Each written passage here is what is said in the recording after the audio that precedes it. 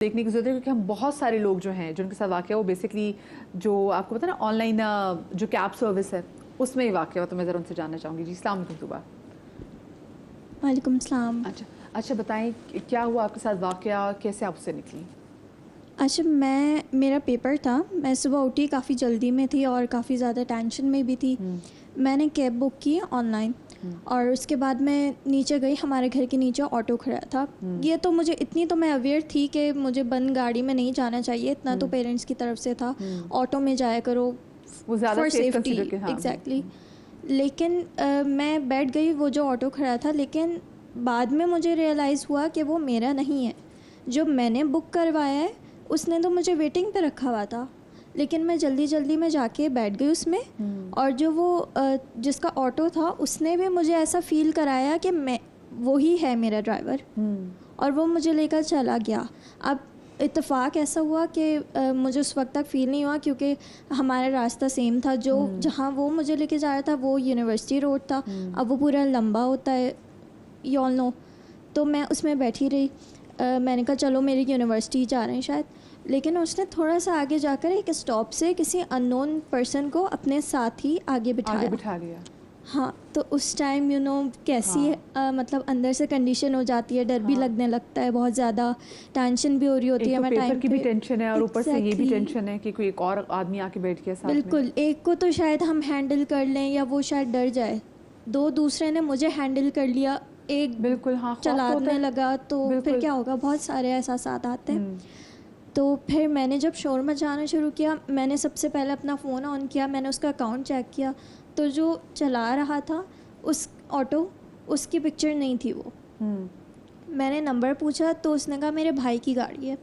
मैंने कहा भाई कहाँ है आपका? तो कहते हैं बराबर में।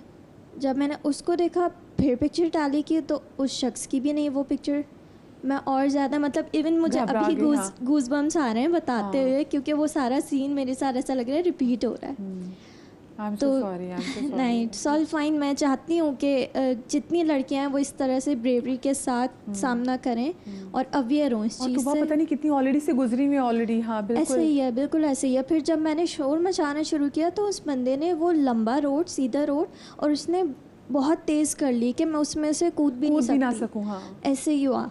बस वो अल्लाह ताला ने बचाया। किस तरह से हुआ है कि आगे जाकर सिग्नल आ गया और सिग्नल उस वक्त बंद हो गया और आगे गाड़ियाँ थीं, तो उसको मजबूरन रुकना पड़ा। और मैं शोर मचाती हुई बहुत ज़्यादा उतरी हूँ। अंदर से मुझे खौफ आ रहा था उस टाइम, लेकिन मैंने फिर भी ख़ुद को बहुत ब्रेव बनाया। मैंने अपने आप से मुकाबला किया उस टाइम। मुझे ये नहीं था कि मुझे उस बंदे से मुकाबला करना है, फ़िलहाल मुझे अपने अंदर के खौफ से मुकाबला करना है। फिर मैं जब उतरी हूँ तो फिर लोगों ने उसे देखा, और जो हुआ उस टाइम तो टू बी ऑनेस्ट मैं नहीं देख पाई। मैं जल्दी जल्दी अपना पेपर भी था फला, और पेपर की भी टेंशन। पेपर कैसा दिया फिर? वो अच्छा हो गया था। पेपर अच्छा हो गया था। अच्छा हो गया था। बस ये था, मैं सेव हो गई थी, मैं सेफली पहुंच गई थी, टाइम पे पहुंच गई थी। और जो उनके थे जो उनका था मकसद, उसमें वो कामयाब नहीं हो सके। तो वह फिर घर आके आपने शेयर किया? बिल्कुल, मैंने शेयर किया। मैंने अपनी छोटी बहनों से शेयर किया, मैंने अपनी मदर से शेयर किया, उसके अलावा जो मेरे फ्रेंड्स कलीग वगैरह हैं उन सब से शेयर किया, ताकि सब अवेयर हों इस चीज़ से। और खुदा न खास्ता कोई ऐसी सिचुएशन क्रिएट हो तो वो भी उसको हैंडल करें, ना कि वो खौफ से अपने ग्लूकोज लेवल डाउन कर लें। हाँ Tuba, I am so proud of you. ठीक है, ट्रॉमा ऑफ कोर्स वो होता है और आप वो भूलेंगे नहीं। ये चीज़ ऐसी है कि आप कई सालों तक इसको याद करेंगी, तो ऐसी एग्जैक्टली सिचुएशन होगी। लेकिन एक तमाम तो जो लड़कियां मुझे देख रही हैं, लड़के भी, आप किसी भी गाड़ी में बैठे, ऐसी कोई भी ऑनलाइन कैब सर्विस आप इस्तेमाल करें, उसकी तस्वीर खींचें, ठीक है, और भेज दें। और कभी कभी तो मेरे साथ भी ऐसा, तो कोई दोस्त मेरी आई और उसे जाना हो तो मैं उसकी पहले तस्वीर खींचती हूँ और ड्राइवर के सामने खड़े होकर जाके पिक्चर खींचती हूँ कि मैंने गाड़ी की पिक्चर खींचती है, एंड कॉल करती रहती हूँ। वैसे कहती हूँ मुझे लोकेशन जो है वो प्लीज़ अपनी क्या कहते हैं ना कि ऑनलाइन जो लाइव लोकेशन जो है वो आप वो शेयर करनी है। कौन इस वक्त हमारे साथ? इस वक्त डॉक्टर प्रोफेसर गुलजार साहब इस वक्त हमारे साथ मौजूद है। जी अस्सलाम वालेकुम। जी जी वालेकुम सलाम। जी डॉक्टर साहब। जी डॉक्टर साहब, क्या कहना चाहेंगे? जी, मैं ये कहना चाह रहा हूँ कि ये जो मौजू है ये इतना अहम है और उसकी बैकग्राउंड ये है कि जी डॉक्टर साहब। वालेकुम अस्सलाम। जी हम आपको सुन रहे हैं। जी मैडम, ये इतना अहम मौजूद है, मैंने इस पर नेशनल इंटरनेशनल कॉन्फ्रेंसेज में प्रेजेंटेशंस भी दी हैं और पार्टिसिपेशन की है। मैं आपको ये बताना चाह रहा हूँ कि ये एक्चुअली माइंडसेट की बात है। हमारे पूरे मुआशरे में एक माइंडसेट बना हुआ है। आप देखते हैं कि जागीरदार सरमायादार और एक बहुत ही अहम तबका है जो कि वो समझता है कि हम जिसको चाहे उठा लें, जिसको चाहे कब्जा कर लें, जिसकी जमीन पर चाहें, जिसकी जायदाद पर चाहे जितनी मर्जी दौलत लूट लें, क्योंकि ये माइंडसेट ये बताता है कि हम हर चीज को जिसको चाहे वो इस्तेमाल कर सकते हैं और उनको अपने राइट्स का नहीं पता, दूसरों के राइट्स का नहीं पता, या वो उसकी केयर नहीं करते। बात ये है कि हमें बचपन से ये बताना पड़ेगा बच्चों को, मर्दों को, औरतों को, सबको, कि ये हमारा हक है, ये हमारी लिमिट्स हैं, हम इससे आगे नहीं बढ़ सकते, ये हमारा हक नहीं है। तो जब ये आप वैल्यू, सिर्फ ये सिंपल वैल्यू ही इनकलकेट कर दें अगर बच्चों में, घरों में, खानदानों में, लोगों में, कि ये हमारा राइट नहीं, हमारी लिमिट्स ये हैं, तो उस लिमिट्स में हमें रहना है। तो जब लिमिट्स हमें पता चल जाएंगी और ये हमारी पर्सनैलिटी का हिस्सा अगर बन जाती हैं, तो ये मसले मसाइल नहीं होंगे और हमें पता होगा कि हमने इसको इस हद तक कहना है, इसको ये जमीन हमारी नहीं है, ये जायदाद हमारी नहीं है, ये जो कमजोर ऑब्जेक्ट जिनको अमूमन लोग समझते हैं कि औरतें, बच्चे, हम जिसको मर्जी एक्सप्लॉइट कर सकते हैं, ये उसको नहीं कर सकते। तो ये पूरे माशरे की ओवरहॉलिंग की जरूरत है। तो मैं ये सजेशन मुख्तसर से देना चाह रहा हूँ, बट तफसीलन बात और आपकी बात बहुत सही कि देखिए असल में यह पावर का बेजा इस्तेमाल होता है। मुझे खैर दुख इस बात का हो रहा है कि हमारे यहाँ पर साइकेट्रिस्ट मौजूद हैं, हमारे पास यहाँ पुलिस के इदारे से लेडी इंस्पेक्टर भी यहाँ पर मौजूद है, जर्नलिस्ट यहाँ पर मौजूद है जो कि इन वाक़यात को कवर करते हैं, फिर से नहीं, फिर आगे रिपोर्कशंस भी देखते हैं कि हाँ कैसे कैसे रिपोर्कशन सामने आते हैं। Tuba is such a brave girl कि वो यहाँ पर मौजूद है और वो बता रही है कि ये हुआ था और आप लोग भी ज़रा ध्यान रखें कि आप लोगों के साथ ऐसा ना हो। हमने कोशिश की थी कि जी एक हुकूमती शख्सियत को भी इन्वॉल्व करें, उनको अपने शो में बुलाएं। somehow उनके लिए टॉपिक ये शायद इतना इंपॉर्टेंट नहीं था, that's why she did not show up. I won't name her क्योंकि मुझे अच्छा नहीं लग रहा मैं उनका नाम लूँ, लेकिन ऑफ कोर्स वो देख रही होंगी, इन तक बात पहुँचेगी तो सही। ये इतना इंपॉर्टेंट टॉपिक था कि उनकी यहाँ पे नुमाइंदगी की ज़रूरत थी, but she opted not to come. मुझे छोटी सी ब्रेक लेनी, ब्रेक के बाद वापस आते हैं। अच्छा, अप्रोच कैसे करना है, अगर आपके साथ कुछ हो रहा है कैसे बात करनी है, किसको अप्रोच करना है, उससे डील कैसे करना है, ये बहुत इंपॉर्टेंट है। इस पर बात करेंगे ब्रेक के बाद।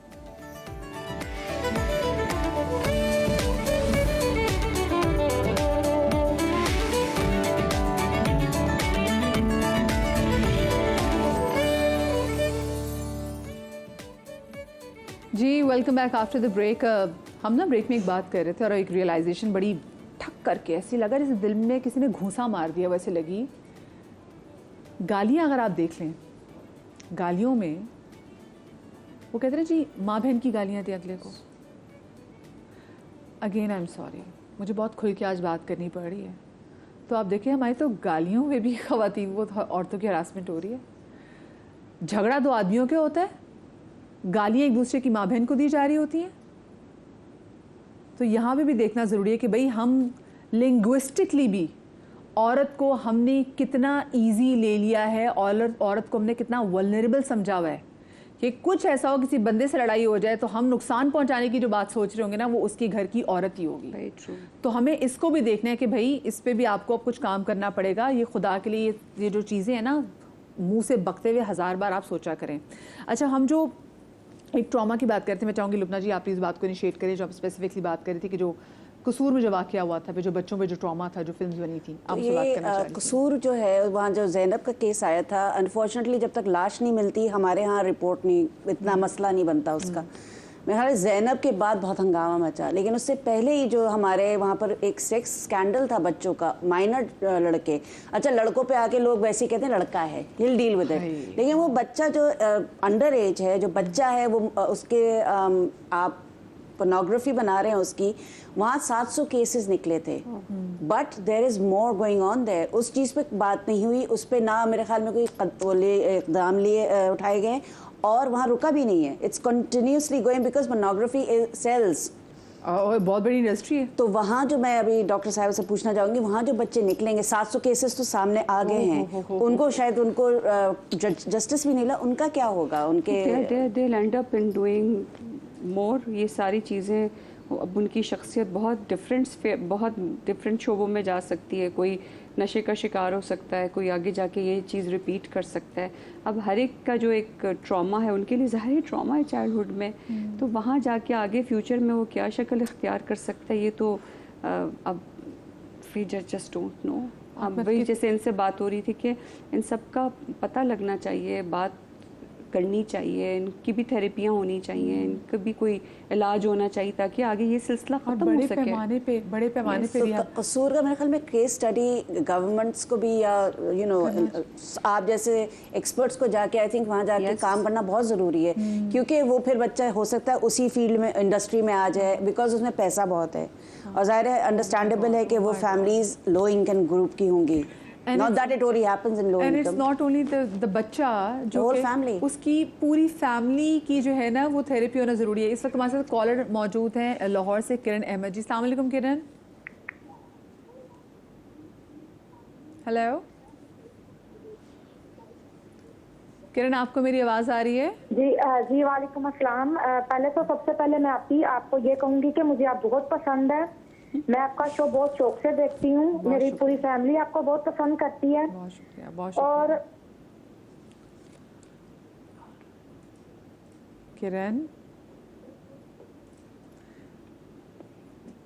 किरण और मैं ये कहना चाहती हूँ कि ये जो आपने टॉपिक रखा है, ये टॉपिक आज का बहुत ही अच्छा है। ऐसे मेरी दोस्त के साथ भी हुआ है हरासा, और उसके घर वालों ने से ना यानी कि उसे दूसरे इंसान को डांटने की वजह से खुद को घर बैठा दिया, भी तुमने पढ़ना नहीं है, तुम्हारी शादी कर दी जाएगी। तो लड़कियों को बहुत ही कम यानी कि यूनिवर्सिटी कॉलेज स्कूल में पहले यानी कि भेज दिया जाता था, अब नहीं भेजा जाता। अब वो घर वाले ना लड़की की यानी कि गलती समझते हैं कि लड़की गलत है, भाई नहीं इसकी शादी कर दो। अब तो खैर मेरी दोस्त की शादी हो गई है। खैर से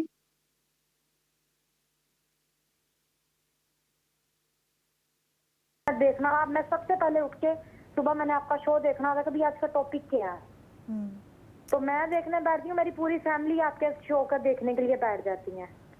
चलिए बस, लेकिन सबसे जहाँ भी हमारा शो देखा जा रहा है, खुदा के लिए आप लोगों से रिक्वेस्ट है, जब आपकी बच्चियाँ घर से बाहर निकल रही हैं, बच्चियाँ क्या बच्चे भी, तो आप अपने ना बच्चों को प्रिपेयर करें कि अच्छा बच्चे बाहर की सोसाइटी ऐसे है, ऐसे हो सकता है, तुम्हारी कोई गलती उसमें नहीं है, तुम्हारी इसमें कोई गलती नहीं होगी, कुछ अगर ऐसा करे तो हमें आके बताओ, ये बड़ा ज़रूरी है। क्यों मापा? नहीं, मैं कह रही थी कि देखो क्या हमारी ट्यूनिंग हुई हुई है कि उस बच्ची को के साथ हरासमेंट हुई है, जो कि कॉलर आपको बता रही थी, और ये बच्ची भी कह रही है कि खैर से अब तो उसकी शादी हो गई है। तो मैं उस पे कह रही थी कि खैर से क्या मतलब उसके साथ तो जुल्म हो गया है बेचारी के साथ। और एक और कॉलर थे, बिकॉज आई नो कि अब टाइम कम है, तो मैं यहाँ पे अपना वो दे दूं कि जो कह रहे थे उनकी बातें बहुत सही थी कि स्कूलों में तरबियत होनी चाहिए, लेकिन जो कहा कि स्कॉलर होना चाहिए या औरत का एहतराम करना सिखाना चाहिए, तो भाई ना ये मजहबी मसला है, ना ये जेंडर का मसला है, ठीक है, ये इंसानियत का मसला है। आप हर इंसान का एहतराम करना सिखाइए, और मजहब से इसका ताल्लुक नहीं है, कानून से और समाज से इसका ताल्लुक है। तो मैं उनकी इन दो बातों से एतराज कर रही थी। दूसरी चीज ये कि आपके अंदर हसासियत होनी चाहिए, किसी भी कोई तकलीफ या नुकसान पहुंच रहा हो तो वहां पे आपको रुकना है। हम तो कुत्ते बिल्लियों के साथ बेचारों का इतना बुरा सलूक करते हैं कि उनको दुमों से हिला हिला के फेंक रहे होते हैं या ये कर रहे, तो हमारे अंदर से हसासियत खत्म हो गई है। पावर का इस्तेमाल हमारे यहाँ बहुत ज्यादा है। जब आपके पास ऐसे बहुत सारे जब ऐसे केसेस रिपोर्ट होते हैं, तो उसमें जो हरास कर रहा होता है वो खुद को कैसे डिफेंड करता है? क्योंकि आपके पास ऐसे बहुत सारे केसेस आपने डील किए हुए हैं। बहुत अलग अलग नौइयत के लोग होते हैं। देखो कुछ लोग जो है उनको तो ये पता ही नहीं होता कि जो वो कर रहे हैं वो हरासमेंट है, क्योंकि इतना टॉलरेंस है इस चीज का कि वो कहते हैं अच्छा ये कैसे हरासमेंट हो गई। अच्छा कभी कभी जो दूसरे लोग कंप्लेन करते हैं कि यहाँ जो हो रहा है वो हरासमेंट है, क्योंकि तुम्हें पता है कि हमारे इदारे में तो इतना कॉन्फिडेंस आ गया है कि दूसरे लोग भी अब कंप्लेन कर देते हैं, तो उस जिसके साथ हरासमेंट हो रही होती है उसको भी नहीं पता होता कि जो मेरे साथ हो रहा था वो हरासमेंट हो रही थी। तो यस, लेकिन एक सबसे ज्यादा कॉमन जुमला तुम्हारे सवाल का अगर मैं जवाब दूं वो ये है कि नहीं नहीं मेरा ये मतलब थोड़ी था, मैं ये थोड़ी कहना चाह रही थी, या मैं ये थोड़ी कहना चाह रहा था। तो वो जो डिनायल फेज में चले जाते हैं फौरन, वो एक सबसे ज्यादा मैं कहूँ परसेंटेज है इस जवाब की।